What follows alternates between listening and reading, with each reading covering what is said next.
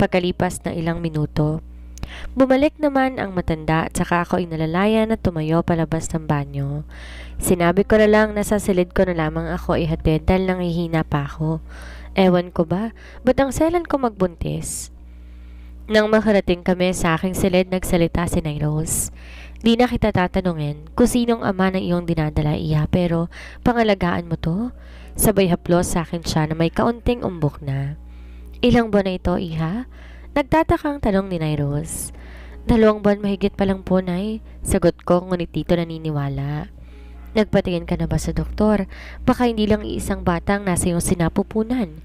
Wika ni Nairos, kaya ako'y nagtaka sa turan niya. Kahit si Ray at Nay, nasabihan na rin nilang hindi lang isang laman ang aking pinagbubuntis. Opo, Nay. Noong isang araw na umalis po ako dito, may tumulong sa akin nang mawalan ako ng malay sa daan.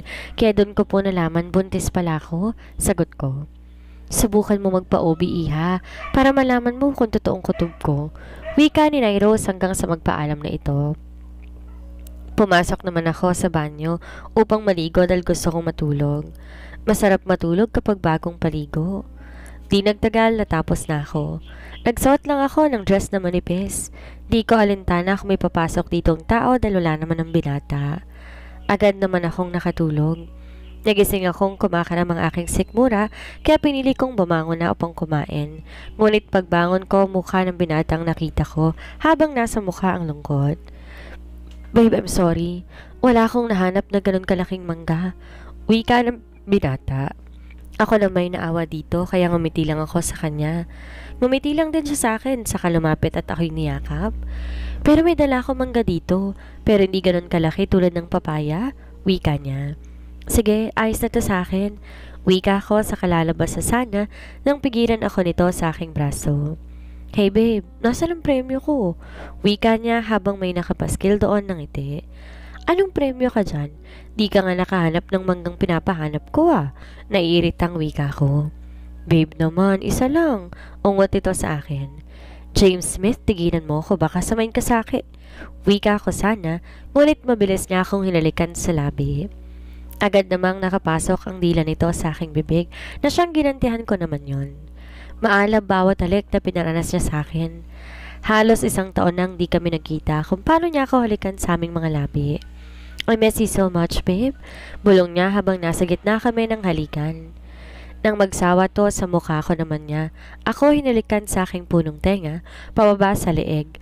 Isang katok sa pinto ang nagpahinto sa amin, kaya mabilis kong naitulak ang lalaki. Havana, James, labas na muna kayo, kakain na. Wika ng ina ng binata. Mom! Wika ng binata na sigurado ko narinig ng kanyang ina. Ano yan, James? Nothing, Mom. Susunod na kami. Sagot ng binata sa ina. Ako naman natatawa sa inasta ng lalaki dahil sa pagkabitin. Let's continue later, babe. Lagi nila akong binibitin sa'yo. Wika niyang di maipinta ang mukha. Nakahawak to sa aking bewang habang papalabas kami ng silid. Inalalayan pa ako ng binata na maupo sa upuan habang nagmamasid sa amin ang ina ng binata. May ngiti to sa labi at sa tabi ko naman to na upo. Pinaghain ako ng binata, ngunit para ako nasusuka pag naamoy ang ginisang sibuyas na nakahalo sa ulam, kaya tinakpan ko ang aking ilong. Are you okay, Iha? Ayaw mo ba ng ulam na nakahain? Tanong ng ina nito. Tumango naman ako. Manang, wala na po bang ibang ulam? Tanong ng ina ng binata kay Nairos. Ito pala ang pagkain mo, Iha. Saka binigay sa akin ng lugaw, ngunit may nakalong sibuyas at bawang, kaya hindi ko napigilang masuka at mabilis akong pumasok sa banyo, habang nakasunod sa akin ang binata. Are you okay, babe? Anong nakain mo? Ba't ka nagsusuka? Tanong niya habang hinahagod ang aking likod, ngunit hindi ako nagsalita. Nakaupo lang ako dahil nahihilo ko. Nang maayos ng aking pakiramdam, tumayo na ako, pero nakaalalay sa akin ang binata. Inabutan naman ako ng tubig ni Nairos sa kaumingi ng paumanhin na yun pala ang kinasasama ng aking pangamoy. You need to see a doctor, babe. Baka ano na yan? Tumango na lang ako dito dahil gusto ko rin alamin kung isa lang ba ang laman ng aking pinagbubuntis. Nandito kami ngayon sa silid ng binata dahil nanghihina pang aking katawan. Wala rin akong gustong kainin. Sobrang pinag-aalala ng binata at ng ina nito. Wala naman ako maisip na gustong kainin. Babe, Dali na lang kaya kita sa ospital. I'm worried. Wika niya sa akin habang nakasandig ako sa dibdib nito. Aba, marunong palang mag-alala ang isang playboy. Bulong ko. Dinig ko rin bawat ibok ng kanyang puso.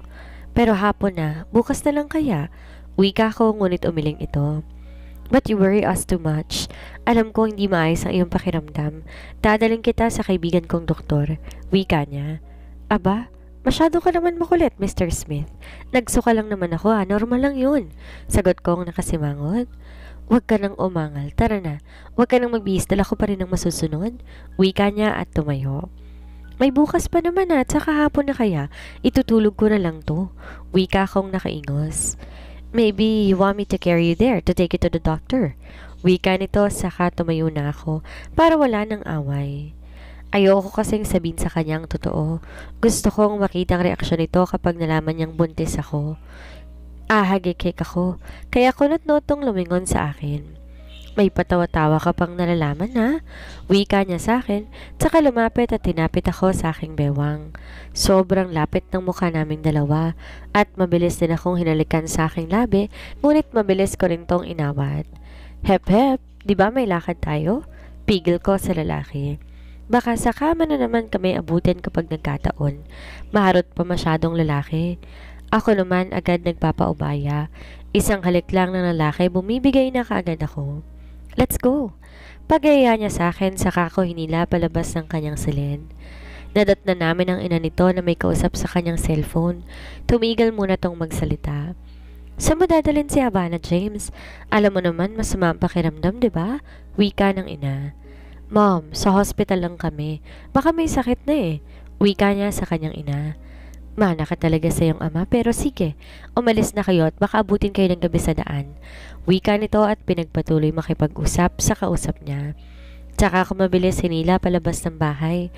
Pinagbuksan ako ng pinto ng bintana. Tsaka siya na rin nag-ayos ng aking seatbelt. Sobrang lapit ng mukha namin. Para tuloy gusto ko siyang halikan. Ngunit mabilis din tong pumasok sa driver's seat at pinatakbo ang sasakyan. Di naglaon nakarating kami sa St. Hospital kung saan ako dati dinala ni Ray. Habang papasok kami, napapalingon sa amin ng mga babaeng nakaupo sa waiting area, ganun din sa aming nadaraanan. Dahil siguro yon sa lalaking kasama ko. Ikaw ba naman may kasamang gwapo at ubod ng yaman na halos gluhuran lagi ng mga babae. Habulin namang babae tas akong kasama at nakaalalay pa sa aking bewang isang kamay nito. Meron pa ngang kinikilig na nadadaanan namin. Hey, just walk and don't mind them. Hindi ko sila papatulan. Wika niya sa aking tenga. Ano? Hangin naman yata ng utak mo, Smith. Ako ang tinitingnan, hindi ikaw. Wika ko, ngunit alam ko siya talaga ang tinitingnan ng mga taong nadadaanan namin. Nakarating kami sa opisina ng sinasabi niyang kaibigan. Binuksan ito nang di malang kumatok para ipaalam sa tao na nasa loob na papasok kami. Ngunit naabutan naming may kahalikan tong babae. Halos subad na. Parehong napalingon ng mga to. Smith, pumasok ka na lang basta nang di kumakatok. Wika ng lalaki habang kasamang babae, mabilis nag-ayos ng suot at mabilis umalis. Hey, what's your problem, bro? Alam naman nating opisina to at hindi hotel or kwarto mo. Nakangising wika ng lalaking kasama ko. What do you need, Smith? At pabigla-bigla kang sumusugod. Wika ng lalaki. Inalalayan ako maupo sa upuan kaharap sa lalaki. I wanted to know what my wife's illness is. Wika niya kaya lumingon ako dito. Wow ha, asawa talaga. Di pa nga kami kasal. Bulong ko. When did you get married? And did you have a wife right away? Baka naman pinikot mo lang siya o pinilit. Alam naman natin isa kang... Man, ang dami mong sinasabi. Asikasoy mo na lang asawa ko. Wika niyang muli. Matapos akong suriin, agad tong nagsalita. I think I'm not the doctor she needs, Smith. Wika ng doktor. And who? It's Miss Castillo, the OB-GYN. Wika ng doktor. At bakit? Anong meron sa asawa ko para sa OB-GYN siya pumunta? Huwag mo sa aking itanong, Smith. Irritableng wika ng doktor. Dinala nga ako ng binata sa opisina ni Dr. Castillo. Mabutit walang ibang pasyente kaya pinapasok kami ng assistant ito. Yes, Mr. Smith, anong may paglilingkod ko sa inyo? Wika ng doktora sa amin, kaya pinaupo niya ako sa binata na sa upuan at umupo din siya sa harap ko. Bago pa sumagot ito, inunahan ko na. Dok, kasi nahirapan akong kumain. Ganon din lagi ako nagsusuka. Tumingin ako sa binata at nagtuloy sa sinasabi. Ayoko rin po sa amoy ng sibuyas. Sinuri nito ang aking pulse at tinanong kailan ang last period ko. Tumango lang ito. Dok, may sakit bang aking asawa? Tanong ng binata sa babaeng doktor. Wala siyang sakit, Mr. Smith, because she is pregnant, natatawang wika ng doktor. Tulala lang ito at muling inulit kung totoong buntis nga ako. Makulit ka rin no, Mr. Smith? Wika ko kaya't nagsisigaw ito sa bayakap at halik sa aking labi. Natatawang nakatingin ang doktor sa lalaki, di alintanang may kasama kaming ibang tao rito. Ang ingay mo, Mr. Smith? Wika ng doktor sa binata. Yes! Muling bulong nito sa aking tenga at hinaplos ang aking tiyan. Okay, miss, magpalit ka ng damit para sure kitang masuri. Wika ng doktor at agad akong sumunod dito. Bawat kilos ko, inaalalayan ako ng binata kahit di naman kailangan dahil kaya ko yun gawin. Pagkatapos ko magpalit ng damit, sa isang higaan ako dinala ng doktor. Lay down, Miss Cruz, para ma-monitor natin ang iyong baby. Agad akong sumunod dahil gusto kong alamin kung totoo nga ang aming hinala. May nilagay ang doktor na gel sa aking tiyan at tumarap sa screen habang may hawak na therapeutic massager na siyang ginalaw-galaw sa aking tiyan.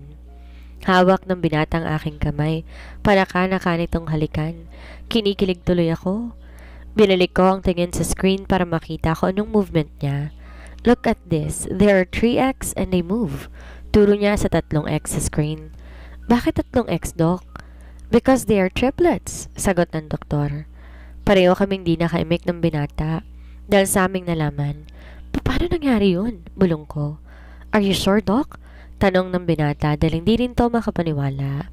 Yes, Mr. Smith, and congratulations. I love you, babe. Wika niya sa akin, sabay halik sa aking labi. Hey, Mr. Smith, wag ka namang PDA dito sa aking opisina. Ako naman ang nahihiya sa pinaggagawa ng lalaki.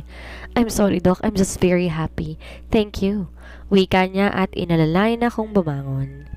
Next month, balik kayo dito para ma-monitor natin ang babies ninyo. And, Miss Cruz, careful dahil first semester na yung pagbubuntis. And don't forget your vitamins. Pahabol nitong wika at tuluyan na kaming umalis sa opisina nito.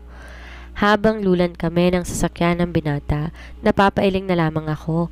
Hindi maalis-alis ang ngiti ng lalaking kasama ko. Di ko na lang pagtutuon ng pansin yon, bagkos sa labas ako nakatingin. May nakita akong nagtitinda sa kalsada ng pagkain dahil hapon na at malapit ng gumabi.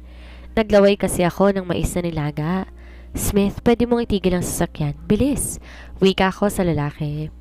Agad tong tumigil sa gilid ng daan at mabilis akong bumaba. Babe, be careful. Aniya, ngunit di ko na lang yun pinansin. Lumapit ako sa nagtitinda. Manong, magkano pong mais? Tanong ko. 30 lang, iha. Bili ka na. Wika ni Manong, ngunit naalala ko wala pala akong dalang pera. Kaya bumalik ako sa binata. Nadatnan ko na masama itong nakatingin sa akin. Hey Smith, pengin pera. Bibili lang akong mais. Gusto mong pakainin ng ganyang pagkain ang mga anak ko? Wika niya. Para ko nasaktan na sinabi niya. Ano akala niya sa akin? Di ko alam ang nararapat kainin ko? Ito nga ang gusto ko eh. Naluluhang wika ko. Sige, kung ayaw mo, umalis ka na. Huwag kang magpapakita pa sa akin. Lalo na sa mga anak ko. Umiiyak kong wika at naglakad paalis sa kanyang harapan. Hey, I'm sorry babe. Ito na nga, bibili na.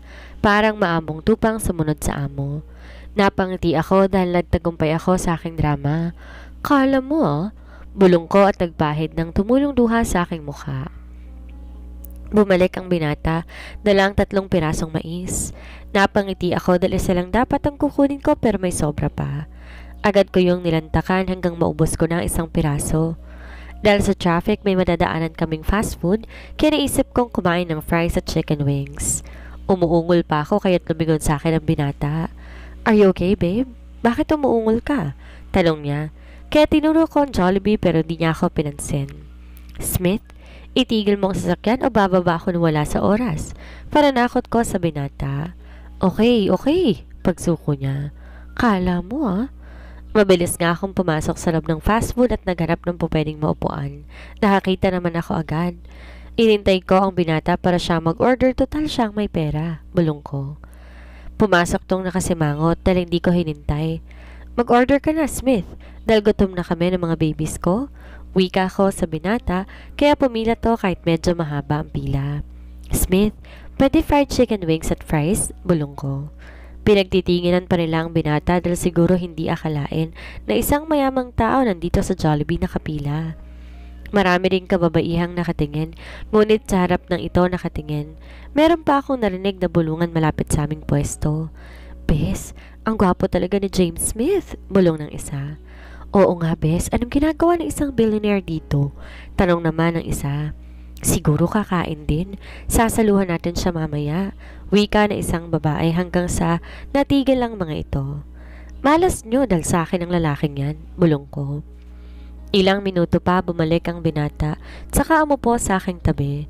Inakbayan pa nga ako ng lalaki at mabilis akong dinampian ng halik sa aking labi dahil siguro napansin niya masamang tingin ang binigay ko sa mga babaeng nag-uusap. Mabuti na lang dumating na ang order ng binata kaya agad kong kinain yon. Nakakarinig pa ako ng bulungan sa mga babaeng kanina lamang pinagpapantasya ng lalaki. Yak! Anong klaseng babae yan? Wika ng isa. Oo nga, parang di pa nakakain ng pagkain dito. Ano ba naman kayo? Siguro super gutom kaya ganyan kumain. Wika naman ng isa pa. Para tuloy akong bombang sasabog sa sinabi ng mga babaeng nagbubulungan na akala mo bubuyog pero pinigilan ako ng binata. Sumusobra na sila eh. Wika ko at nilulok ang pagkain sa aking bibig. Sa penthouse mo na lang yan ubusin. Bulong niya at saka ako inalalayang tumayo. Siya na rin tong nag-ayos ng mga binili namin. Inggit lang kayo. Pahabol kong wika sa mga ito na sadya kong pinarinig. Di naglaon nakarating kami sa penthouse nito kaya agad akong naupo sa sofa. Muli kong pinagpatuloy ang aking kinakain nang pigilan ako ng binata. Hey, stop that. You will eat rice first, he said.